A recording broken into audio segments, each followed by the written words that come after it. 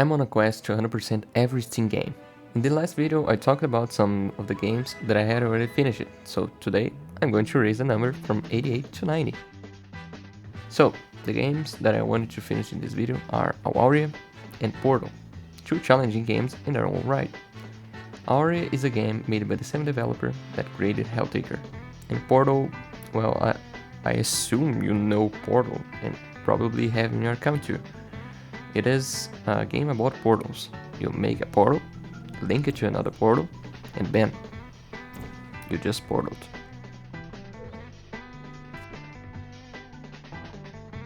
Yeah, this game just redefined what a puzzle game could be. No biggie. What is a biggie are the achievements that Valve created for it. Oh my god. Okay, let's not jump ahead of myself. Let's start with Let's start with Awaria.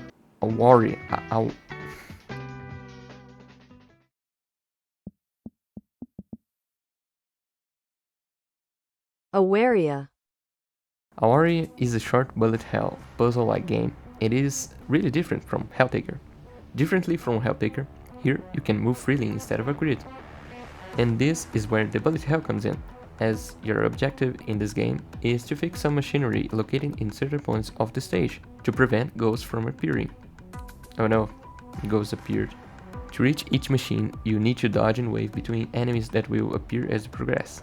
Each of them behave differently from one another, and the majority will have some kind of obstacle they can create to stop you. It can be traps, projectiles, and shockwaves. Also, I forgot to mention, the game is about lesbians kissing. That's what I've learned from the plot, at least. I wanted to include Awaria in this video just because it is really short, besides taking me 2 whole hours just to do the remaining 2 achievements. Not much happened to me to elaborate about. There were a lot of deaths, but it would come out in the end. The 2 remaining achievements were Choking Hazard and Pain Hazard, which require me to 100% the game on hard mode, and eat like crazy. I swear that if I already knew the commands for the game going in again, I would not discover what that means without looking it up. Let's start with Pain Hazard. To 100% hard mode, we just need to beat every level in the hard difficulty. There is no collectibles or anything, just beat the level on hard. But what does the difficulty change? Well, on the normal mode, you have a companion with you that will tank your hit. That means you have a second life. Not just it, but the companions come back after a little while, thus making the game way easier. On hard, the companion is not there. And you suffer miserably. What the fuck? The game has 13 stages, and I had already done 8 of them, before getting sidetracked for something a little more appealing.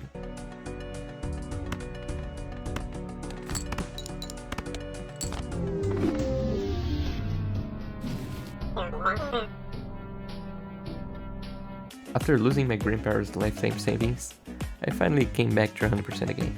Let's start where I left off. Level 9 took me 20 minutes to beat.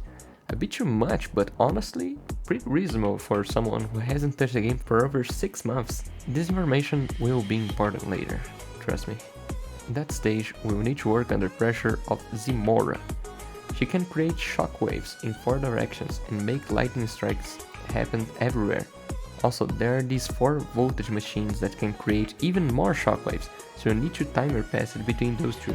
It was a mess to get used to the moving again and pacing of the game overall, but I was hanging. I eventually beat it and moved to the next stage, not before receiving a kiss, of course.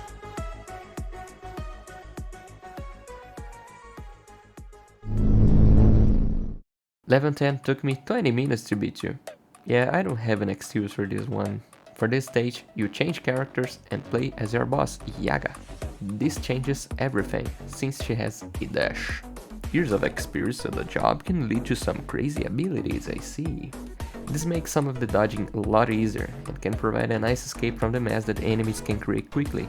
The enemies that appear in this stage are Cutwire 1, Cutwire 2, and Nikita. Cutwire 2 is the first one that appears in this level. She carries a large cutwire and will attack you if you get too close. Then Nikita appears. She has a flamethrower that she uses to create a lot of projectiles in your direction. And for the last, and the worst one, cut wire 1. She appears from the ground at random locations and throws some cut wires at you. Then she dips on the ground and creates a trap where she lives from. If you step on it, a large cut wire will catch you. Yeah, that can be a lot when they work together, but the dash can make it a lot easier to evade them. For level 11, I made it in 15 minutes this time. This boosted my confidence by a lot. Said reckless before meeting evil stage 13. Now we're going to face a single enemy again, Dr. Striga. Striga? I don't know. She has a lot of attacks and is really fast. The worst of them is her ability to create dogs. These dogs will not despawn until you dodge them and they hit a wall, so they can get in the way pretty fast. I would say that I got the hang of it pretty soon, and the hard part was to get used to the dash cooldown. So once I learned that, I could do my routing with much more confidence. I'm sure I'm a master at this game already. After beat her, she'll become a huge boss that we'll face on the next level. And this level is actually very simple in concept. There are only 2 machines to fix this time, located in the most left and right of the stage. Dr. Striga will spawn a lot of enemies to annoy you, like some workers, a ball, a skull, and some dogs again. The workers come in a line from one side to another. You need to dash between them to avoid them. The bull is more of a constant enemy that will dash at you if you get too close to it. And the skull is a timed bomb. It spawns with a timer on top of its head, and if it reaches 0, it explodes into a lot of projectiles. And if you get too close to it, well, it explodes anyway, why not? The dogs are the same from the previous level. I don't think I have to say that, but the hardest part in this level was to keep track of everything at once, especially the skulls, as they force you to dash to avoid their projectiles when exploding. That can cost your life if you need to wait for the cooldown to dodge any other enemy. It was not that hard in the end, but that will change really soon. Evo Stage 13. This level alone was the reason it took me almost 2 whole hours to beat this game. I still hear that song in my sleep.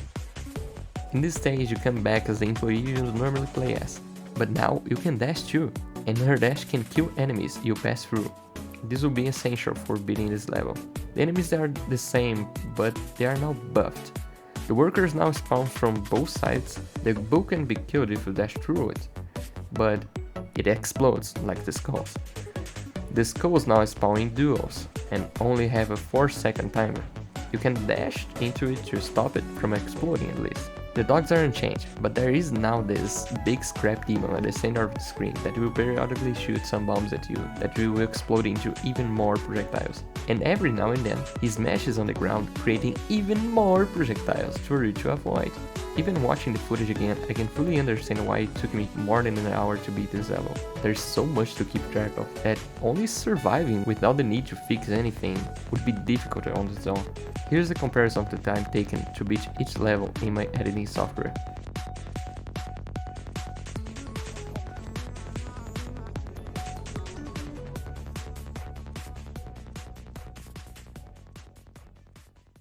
After 40 minutes of no progress at all, I needed a break.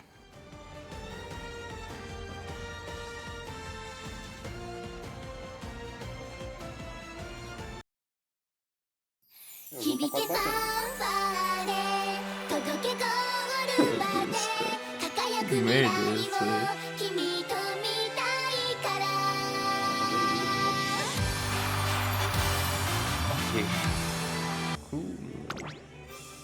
Ah, o gacho do jogo aparentemente é super suave, mano.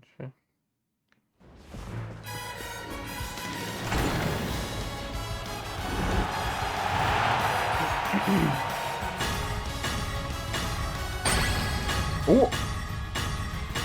O cara tava no celular, velho. 3 estrelas, mano. King Halo.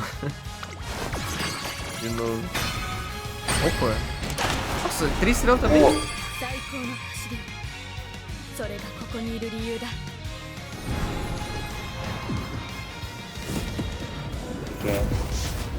Parece um cavalo russo. É do evento? Não, não é ela do evento. O Nossa, Buricat. 60? Caramba! Vamos ver. Eu sou o número 3, tá? Vamos lá, mano.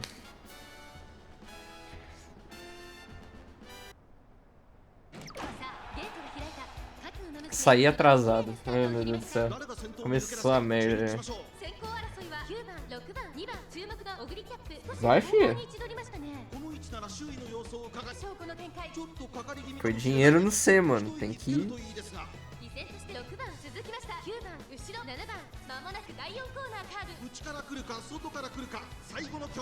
Vai, vem vindo, mano. Aê, você não vai perder não, né? Aí, olha que beleza, João. Olha que lindo, cara. Vai! Aí, ó. Lindo, cara. Lindo.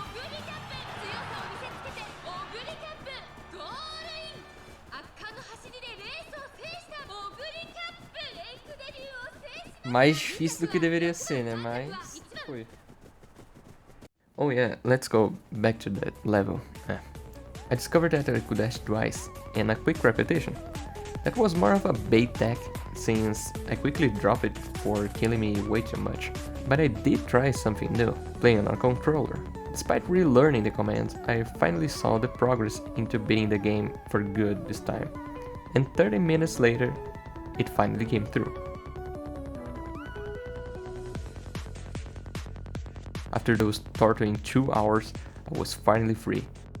But wait, I never did the eat like crazy thing. Or did I? You see, at the beginning of the recording, I did not actually remember any of the commands, so I started pressing every key on the keyboard. So this eventually happened. Wait, space does this. I did not do this. There it is. We just ate like crazy. With one game done, I just needed to finish one more. The iconic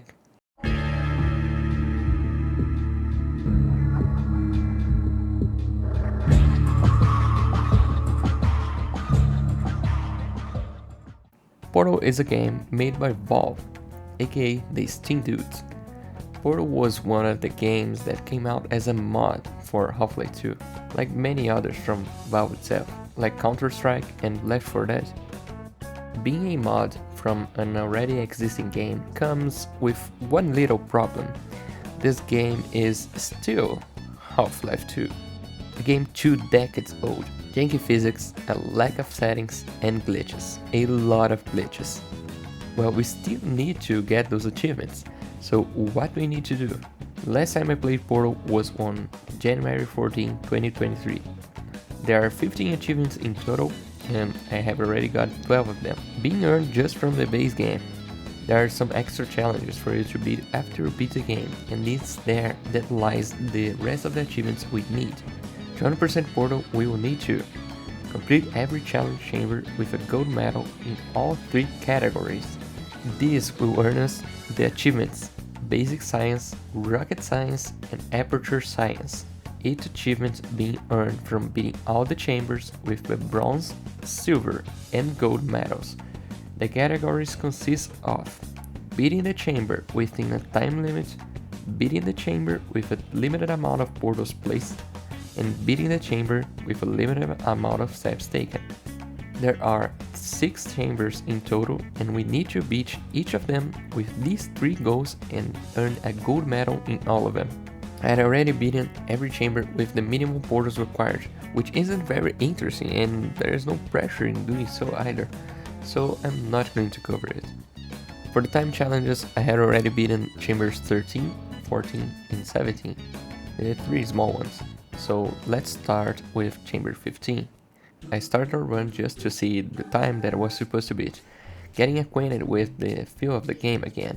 I'm not an expert, but I do know a lot about the game, and was accompanied by a friend that had 50 plus hours on this miserable experience. He gave me a lot of advice and shared some strategies for some of the challenges. I tried doing everything without looking it up, any solutions, just pure optimizing and my previous knowledge, I already knew that a glitch was required to beat this challenge, the one on screen right now. You just barely place a portal through another portal, so you don't need to take the platform to the other side, and to its puzzle too. And this is a big problem that I have with this game. A lot of the chambers and challenges requires you to have full knowledge of the glitches and bugs of the game, which for me, it's just dumb. Dumb enough to include it in your game. But it gets so much worse when it is literally impossible to beat half of the chambers if you don't know anything about it. You have to look up the solutions on the internet, and that's the major problem with a puzzle game. Okay, I'm not going to rant so much about it, but you see a lot of the challenges being solved by using required glitches or some kind of it.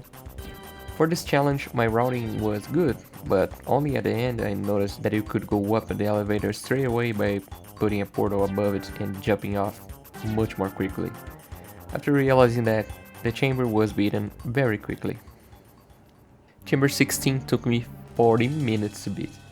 This chamber was a nightmare for my ears, as in this chamber you need to reach the end while being shot from 18 different angles, and while carrying a cube as a shield, in hope to survive against a lot of deadly turrets, and if you survive, you still need to survive against a game made in 2007. The test starts with a 20-second cutscene of GLaDOS explaining what the test is about, and you need to listen to even begin the test. My first try ended up with a time of 1:38 and the bronze medal was a 1:10. 28 seconds late for even the worst time, already not looking good. Just a reminder, I did not look up any guide on YouTube before doing these chambers, just my pure knowledge and a friend watching me suffer. So I was doomed to be sent to Android Hell. Well done, Android. The Enrichment Center once again reminds you that Android Hell is a real place where you will be sent at the first sign of defiance. I started brute forcing my way through it until it could be done. Once I got to the room with the button, I created a plan.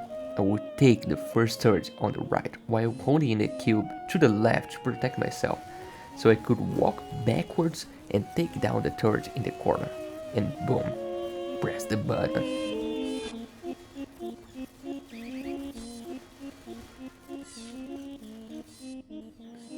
Eventually it worked. Then we just ported our way through the rest of the test.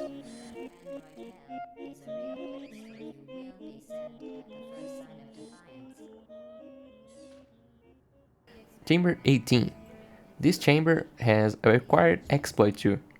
The exploit consists in grabbing an old cabinet in a room at the beginning of the test. You need to carry the cabinet to a door. You need to carry the cabinet to a door that will only open if you stand on top of a button. Lean the cabinet at the door and go to the button. Once you leave it, the cabinet will hold the door for you. Just don't suck at the process of going back twice. A placa do caralho. Mas como que eu vou fazer isso? The next room is pretty easy. Just time your portals to jump in between platforms to keep the momentum and height. This will lead you directly to the exit. My time was a 1:48, enough to beat the bronze and silver medals, but the gold one was a 1:13. 35 seconds needed to be saved from my time. The first spot that I thought of saving time on was on leaning the cabinet. This exploit was really inconsistent to pull off, so it was just a save and load until I first tried it. This would be enough to save a lot of time alone. There was just one problem: the game itself. Ué, cadê o bagulho? I ended up nailing it with a 35-second mark. After that, you just need to do the next room without any mistakes. My final time was a 1:10, beating the gold medal by 3 seconds. Now we just need to do the least steps challenges. in every chamber. I haven't beaten a single one despite trying a lot, but my friend helped me a lot with this. We'll go on in order with that one, so let's start with chamber 13. I don't have any idea how the steps in this game are counted, but it is very frustrating. The first chamber was not that difficult though, just a bit time consuming. These least step challenges are really precise, so precise that they made me certain of something I said while playing. Sabe o que eu tenho a impressão que esse jogo faria? Atualizaria só pra dificultar mais o tempo do jogo, tá ligado? Tipo, dessas paradas. Ah, tipo, tem um bug novo? Ah, beleza, vamos incluir no jogo aqui. I couldn't find any proof of this, but I highly doubt it wouldn't be done, especially in some later chambers. Conseguia! Eu falei, caralho! Nossa, mano, eu sou muito inteligente, velho. Chamber 14 was one of the easiest ones, as this chamber is basically 10 seconds long. You start by jumping straight into a portal, as usual. You do this in every chamber from now on. Doing so, you just need to boost yourself with height and make it to the top of the elevator leading to the final corridor. From there, you just walk to the exit.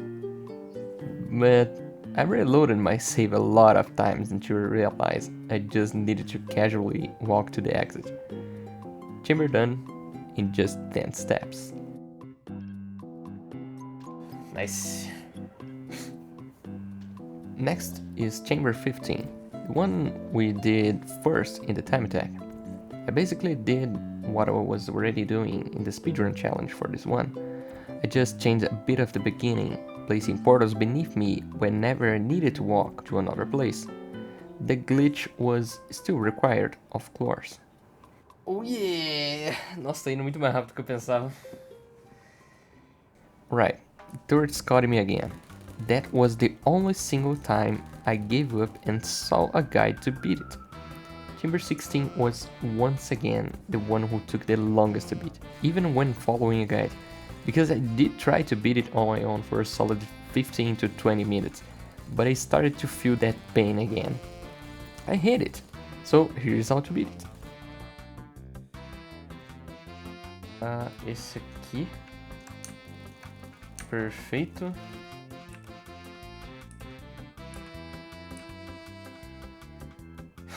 Sou melhor. Ali.